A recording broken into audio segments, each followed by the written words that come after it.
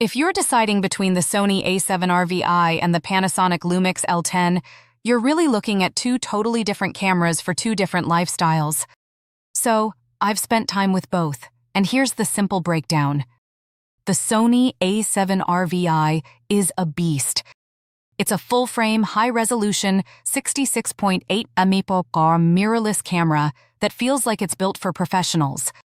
The detail is insane, autofocus is lightning fast, and it absolutely shines in studio work, wildlife, or anything where you might crop heavily.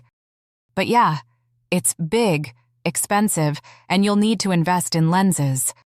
On the other hand, the Lumix L10 is all about simplicity and travel. It's compact, has a built-in Leica zoom, and you can just throw it in a bag and go. It's way more casual but still very capable for video and street photography. So here's the verdict. Go Sony if you want power and pro results. Go Lumix if you want freedom and convenience.